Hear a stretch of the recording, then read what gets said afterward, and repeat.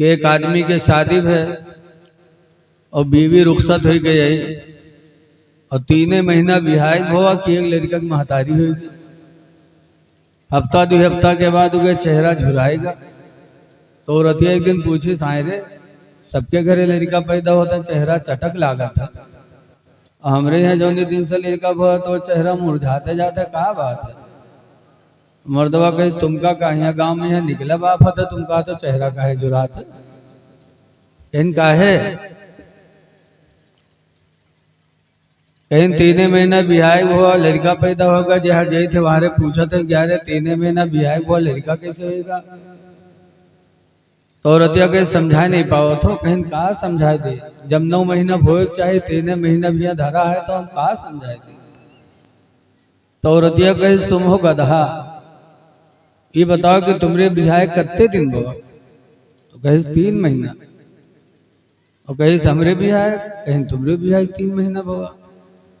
कहे तो लड़कवा कितने दिन पर भवा, कहे वाह 3 महीना भवा। बहुरतिया पढ़े पहाड़ा घर में कि 3 महीना तोरे बिहाय हुआ 3 महीना हमरे बिहाय हुआ 3 महीना लड़का हुआ सब 9 महीना नहीं फिगिरी। तब उनके समझ में आवा कहीं हाँ यार ये तो नहीं। बड़ा खूबसूरत डिब्बा और उस पे लिखा क्या है हब्बुस सलातीन। हब के माने दाना, सलातीन माने बादशाह लोग, बादशाहों का दाना। अब उसका जब देखियो तो कहियो अरे इमा तो बड़ी कीमती चीज रखी, बादशाहों का दाना, इतना प्यारा नाम हब्बुस सलातीन, बादशाहों का दाना। जब उसका खरीदियो के बाद उसका खोलियो तो उमा निकली जमाल गोटा। एक गोली खाए लियो तो पूरी रात दस्त पर दस्त करो और हो सका तो सुबह हो 2 1 तीनों हुई। तो नाम इतना प्यारा और काम इतना घटिया। ऐसे एक किताब है जिसका टाइटल देखोगे तो खुश हो जाओगे। टाइटल है उसका तक़वियतुल ईमान, ईमान को मजबूत कर देने वाली किताब। बड़ा अच्छा नाम। और जब वो खोली हो तो उसके अंदर लिखा का है जिसका नाम मोहम्मद या अली है वो किसी चीज का मालिक व मुख्तार नहीं। नबी मरकर मिट्टी में मिल गए। इसलिए लोगों जाहिर पे भी कम जाओ, अकीदा रखो कि जिस नबी का कलमा हमने पढ़ा है वो हमें देख रहे हैं। लेकिन आप लोग सोचिए जब कुरान में लिखा है तो ये मानत का है नहीं, ये मनी है ना, ये जिंदगी भर वही रटी है जो इनका 40 दिन के चिल्लम रटावा जाता है, वही बकी है। चाहे जब तक कुरान हदीस सुना। 2 आयत मैंने कुरान की सुनाई है और ये मनी है ना, इनके हाल वैसे है। मौलाना अब्दुल मुस्तफ़ा आज़मी अलैहि रहमा लिखते हैं कि एक आदमी के शादी है और बीवी रुखसत हो गई और 3 महीना बिहाय हुआ कि एक लड़का की महतारी होगी। हफ्ता 2 हफ्ता के बाद उगे चेहरा झुराएगा। तो रतिया एक दिन पूछी सायरे सबके घरे लड़का पैदा होता चेहरा चटक लागा था, हमरे यहाँ जो दिन से लड़का हुआ तो चेहरा मुरझाते जाते कहा बात है। मर्दवा कही तुमका का यहाँ गाँव में यहाँ निकला बाप था तुमका तो चेहरा काहे जुराते इन काहे कहीं 3 महीना बिहाय हुआ लड़का पैदा होगा। जहाँ जय थे वहां पूछा थे 3 महीना बिहाय हुआ लड़का कैसे होगा। तो औरतिया के समझा नहीं पाओ तो कहीं कहा समझाए दे जब 9 महीना भोग चाहे 3 महीना भी धरा है तो हम कहा समझाए दे। तो औरतिया कहे तुम हो गधा, ये बताओ कि तुमरे बिहाय कितने दिन हुआ। तो कहे 3 महीना। और कहे हमरे बिहाय कहीं तुमरे बिहाय 3 महीना हुआ। कहे तो लड़कवा कितने दिन पर भवा, कहे वाह 3 महीना भवा। बहुरतिया पढ़े पहाड़ा घर में कि 3 महीना तोरे बिहाय हुआ 3 महीना हमरे बिहाय हुआ 3 महीना लड़का हुआ सब 9 महीना नहीं फिगिरी। तब उनके समझ में आवा कहीं हाँ यार ये तो 9 महीना भवा। वह पूरे गांव वालन पर खपा, कहीं ना कोनो सर बोली तो के खैरियत नहीं है। सुबह गांव में यहाँ निकला, फिर कोनो कुर्ता पकड़ के खींचिस, कही यार यार कैसे रे, 3 महीना तो रे ब्याह हुआ, लड़का कैसे हो गया रे, बल्लड़ी गा उससे, कहीं कहाँ 3 महीना हो, 9 महीना तो भवा है। 3 महीना हमरे ब्याह, 3 महीना लड़को ब्याह, 3 महीना मेहरो ब्याह, 3 महीना लड़को, सब 9 महीना नहीं हुए। पूरा गांव एक लंग, वो अकेले एक लंग। यही हाल उन लोगों का है जो कहते हैं कि नबी देखते नहीं, नबी को पीठ पीछे की खबर नहीं। मादल्ला आला हजरत इमाम अहले सुन्नत का फरमान सुनो, फरमाते हैं या रसूल अल्लाह, दिल फर्श पर है तेरी नजर,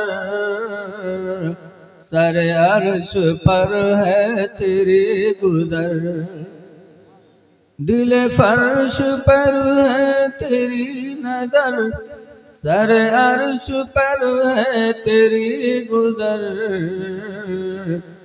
मलको तो मुल्क में कोई शय नहीं, वो जो तुझ पे आया नहीं। वाह वाह वाह, क्या कहने, सुभान अल्लाह सुभान अल्लाह। तो अपने नबी से इश्क रखो। आज अगर इश्क होता रसूल से तो हमारी नमाजें नहीं छूटती। दावा है आशिक रसूल का, अब अजान हो रही है और बैठे हैं, लेटे हैं, ये कैसा इश्क है। दावा है आशिक रसूल होने का, और दाढ़ी मुंडा रहे हैं। क्या दाढ़ी गैर आशिक रसूल के लिए है? आशिक रसूल ही के लिए दाढ़ी है। हुजूर फरमाते कुस्सु शवारिब, मोछों को कतरवा दो, वअफुल्लुहा, दाढ़ी को बढ़ा लो, वखालिफुल मुशरिकीन, और मुशरिकीन की मुखालिफत करो। वो दाढ़ी मुड़ाते हैं, मोछे रखाते हैं, तुम दाढ़ी बढ़ाओ, मोछों को कतरवाओ। ये रसूलुल्लाह ने किससे कहा था? सिर्फ मौलाना लोगों से कहा था? अपनी उम्मत से कहा था, आप सब से कहा था। आशिक रसूल हो तो चेहरे पे दाढ़ी सजाओ। 1,24,000 या 2,24,000 नबी दुनिया में आए, कोई नबी दड़मुंडा नहीं था। सब नबी के चेहरे पे दाढ़ियां सजी थी। जरा इको बंद कर दो भैया, इको बिल्कुल बंद कर दो। 1,40,000 सहाबा हज्जतुल विदा में मेरे पैगंबर के साथ थे, लेकिन हर सहाबी के चेहरे पे दाढ़ी थी। किसी सहाबी ने दाढ़ी नहीं बनवाई, किसी नबी ने दाढ़ी नहीं बनवाई। और फरमाते सतफ्तरक उम्मती अला 73 मिल्ला, अनकरीब मेरी उम्मत 73 फिरकों पर बढ़ जाएगी। आज बहुत से लोग कहते हैं कि सब लोग एक हो जाओ, एक हो जाओ। कैसे एक हो गए? मेरे नबी का फरमान है कि मेरी उम्मत 73 फिरकों में बटेगी। कुल्लुहुम फिन्नार, सब जहन्नम में जाएंगे। इल्ला मिल्लतन वाहिदा, मगर एक फिरका ऐसा है जो जन्नत में जाएगा। कालू मा हिया, सहाबा ने पूछा अल्लाह के रसूल वो फिरका कौन है? तो हुजूर ने फरमाया मा अना अलैहि व सहाबी, वो फिरका वही है कि जो मेरे और मेरे सहाबा के रास्ते पे चलेगा। नबियों ने दाढ़ी रखाई, सहाबा ने दाढ़ी रखाई, अब आप दाढ़ी मुड़ाकर गोया कि दोनों के रास्ते से अलग हो रहे हैं। दाढ़ी शायर इस्लाम है, इस्लाम की निशानियों में से दाढ़ी एक निशानी है। बेशक रखा लो। कुरान में वला तमूतुन्ना इल्ला व अंतुम मुस्लिमून, हरगिज हरगिज तुम ना मरो मगर मुसलमान बन के मरो। हुजूर की उम्मत में सबसे पहले खलीफे हसनुल उलमा हजरत अल्लामा अब्दुल कादिर खत्तरी अलैहि रहमा बम्बई के आशूरा के दिन बोल रहे थे, कि हुजूर की उम्मत में सबसे पहले दाढ़ी मुंडवाने वाला कौन है। वो था यजीद। जब तख्त पर बैठा तो नई को बुलाया और नई से कहा दाढ़ी बनाओ, लोगों से कहा गवाह हो जाओ, नबी की सुन्नत को मिटाने वाला पहला मैं हूं। माअल्लाह, माज़अल्लाह। यजीद ने सबसे पहले दाढ़ी बनवाई, हुसैन ने नहीं बनवाई, हजरत अली शेर खुदा ने नहीं बनवाई ये दाढ़ी। हजरत अली शेर खुदा के चेहरे पे तो ऐसी दाढ़ी थी, ऐसी दाढ़ी थी कि एक मर्तबा एक यहूदी मिला अपने चंद दोस्तों के साथ, और के दाढ़ी तनिकेस रहे थी हो, जैसे से चिल्लिया के है तनिकेस ऐसे उके रहा है, और हजरत अली की दाढ़ी पूरी भरी हुई।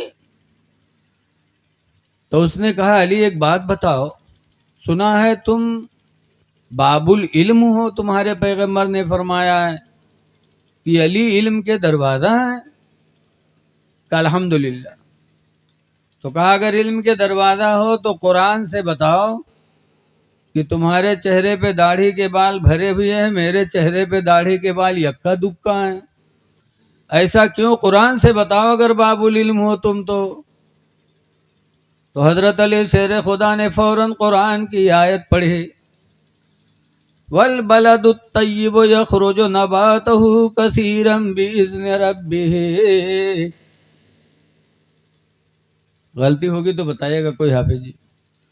वो जमीन जो अच्छी होती है अपने रब के हुक्म से पौधा ज्यादा निकाला करती है, वल्लज़ी खबुसा, और वो जमीन जो खबीस होती है, बेकार होती है, ला यखरुजु इल्ला नकदा, वो पौधा नहीं निकालती मगर यक्का दुक्का।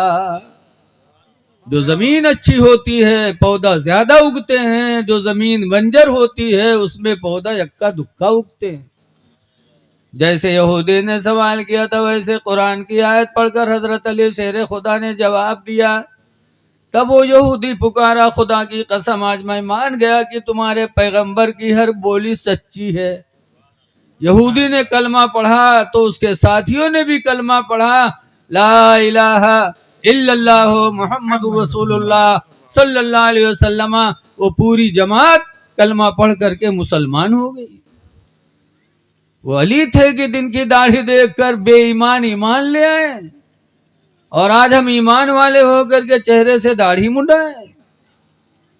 ऐ लोगों, अगर आशिके रसूल हो, मसल के आला हजरत के दिल से मानने वाले हो, तो चेहरों पे दाढ़ियां सजा लो। बाद रवायतों में आया है कि दाढ़ी कब्र में रोशनी का सहारा है। जिसके चेहरे पे दाढ़ी होगी उसकी कब्र मुनव्वर होगी। बड़ी अंधेरी कोठरी है कब्र, सोचो। आला हजरत इमाम अहले सुन्नत फरमाते हैं कब्र को याद करके, या रसूल अल्लाह, खड़े हैं मुनकर नकीर सर पर, न कोई हामी न कोई आवर।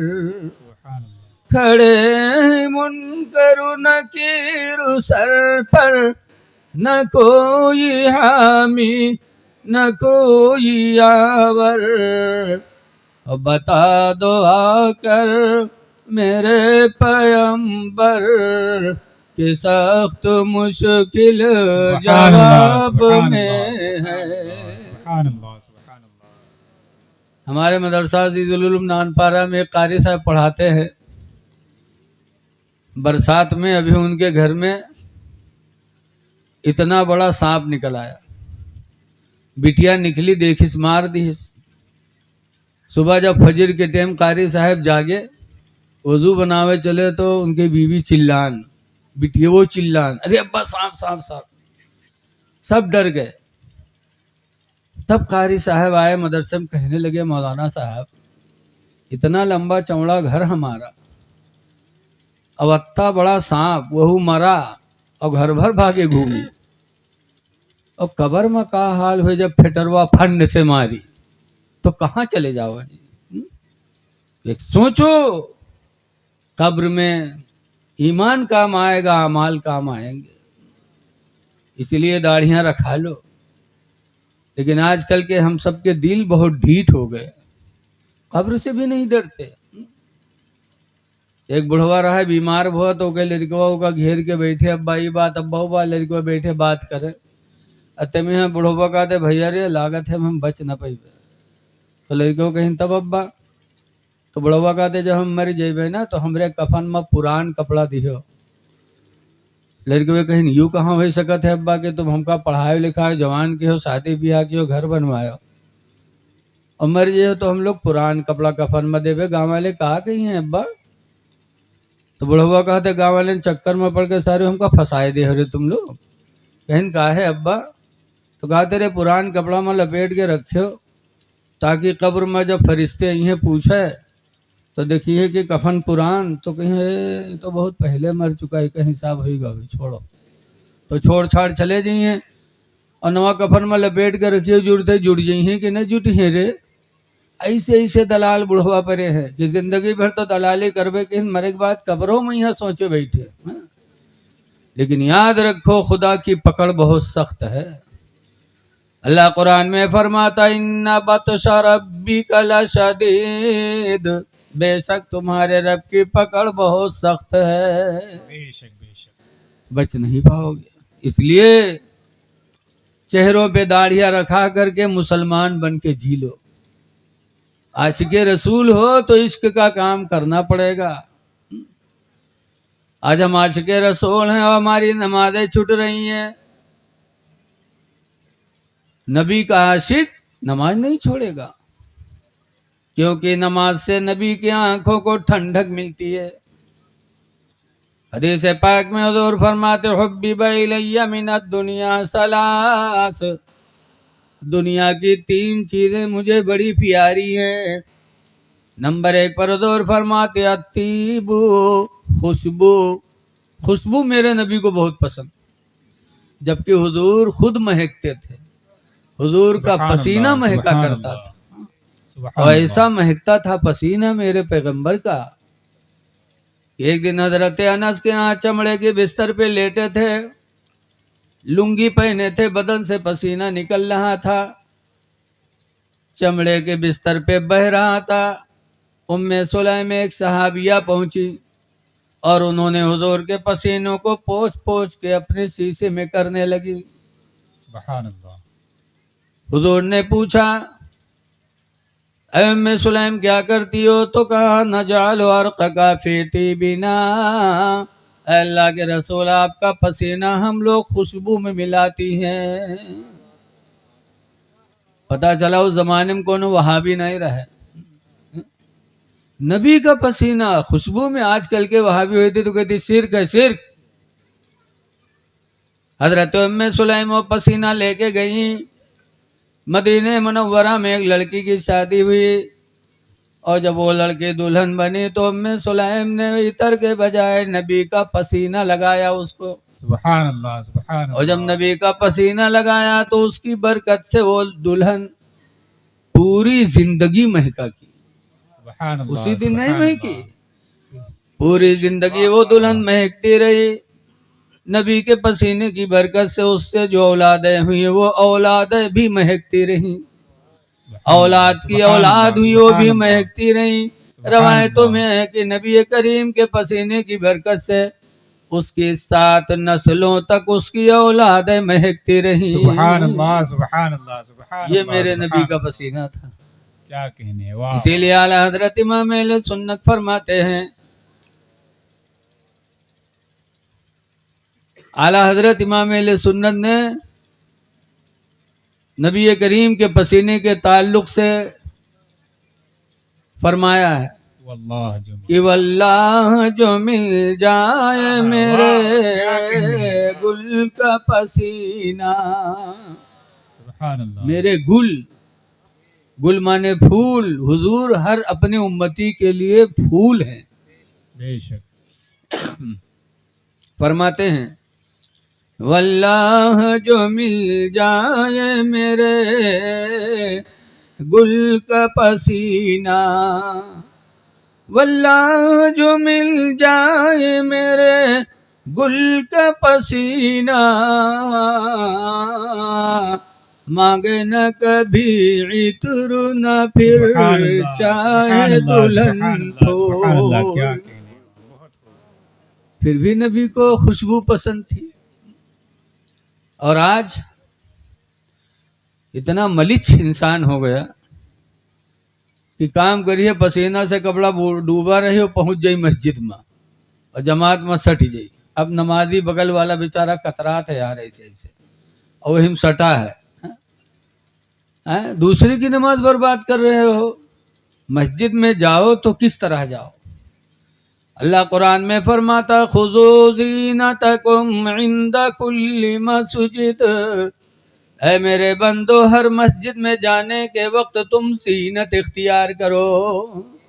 खुज़ू ज़ीनतकुम, जीनत इख्तियार करो, बनाओ संवार करके मस्जिद में जाओ, क्योंकि तुम मस्जिद में अपने खुदा से मिलने जा रहे हो, सुभान अल्लाह, अपने बेशक, हकीकी बेशक, दोस्त से बेशक, मिलने जा रहे हो।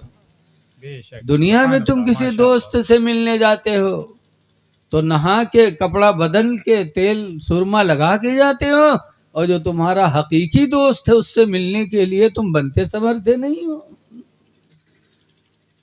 साफ सुथरा रहो, खुशबू लगाओ।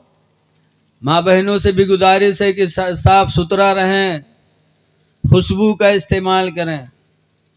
लेकिन आज ये सब कुछ न करिए। जइए मदरसा में कहे मौलाना साहब तने कुछ बनाए दो, पूछो का बात, तो कहे हमरे गुडुआ कब्बा तो हमरे लग निगाह नहीं करत। बताओ महीनन नहाई हो ना तो निगाह डाली कोई है?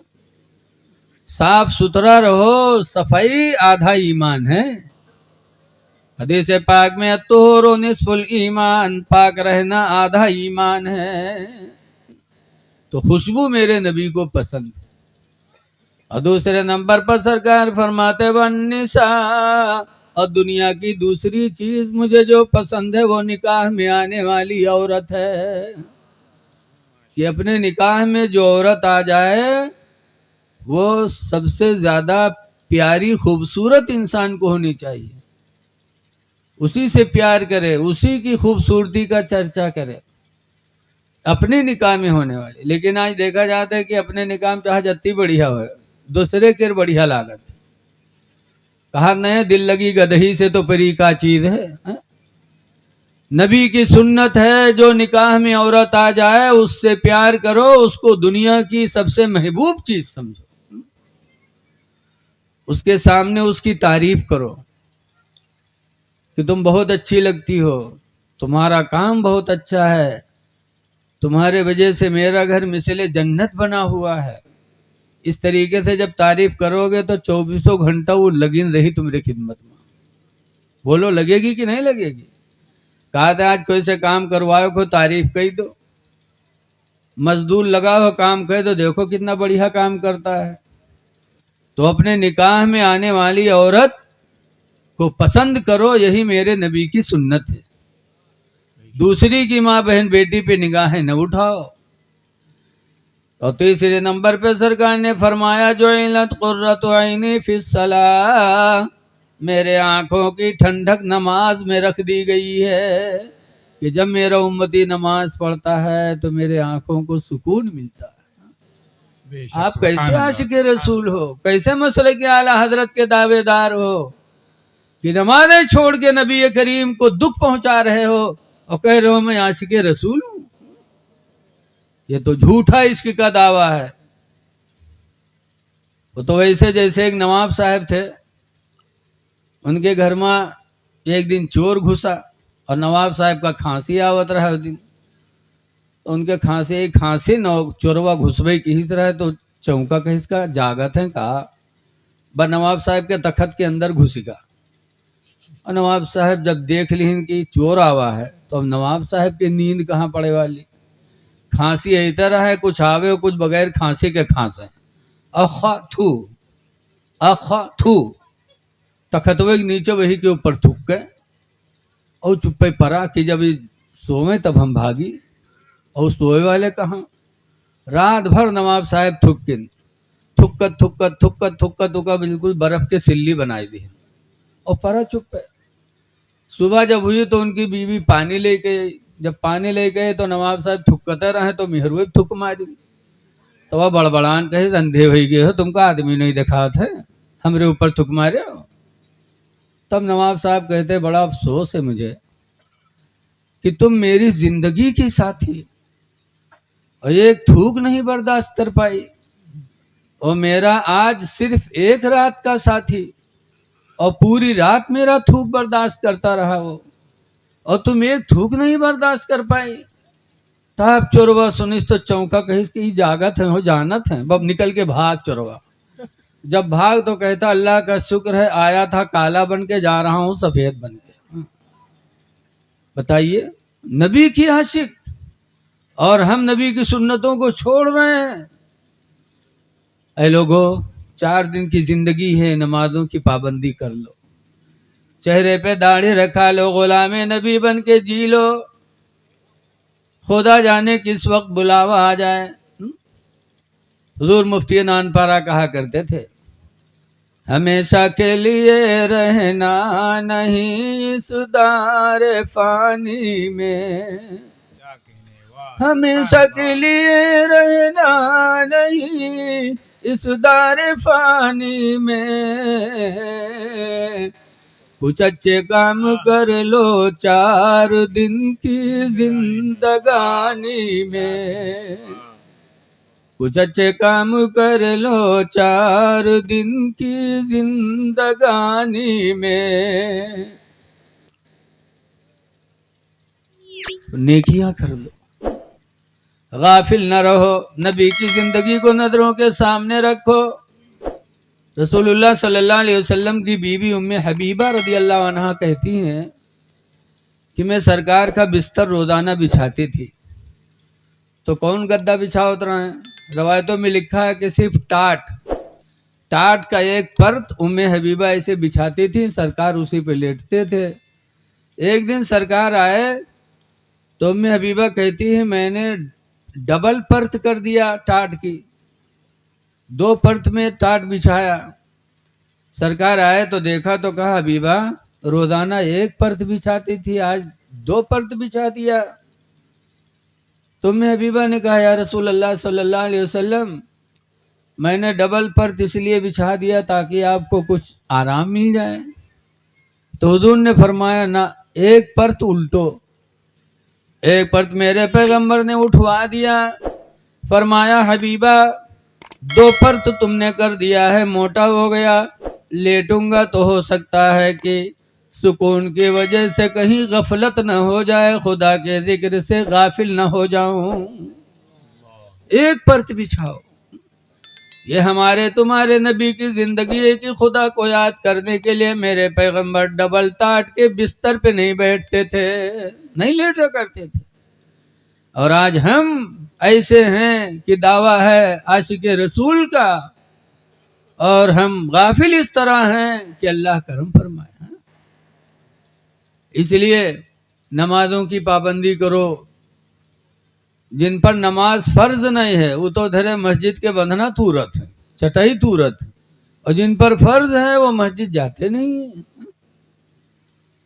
है। लोगों, इस दौर में आपको ईमान बचाने की सख्त जरूरत है। ईमान भी बचाओ, अमाल भी बचाओ।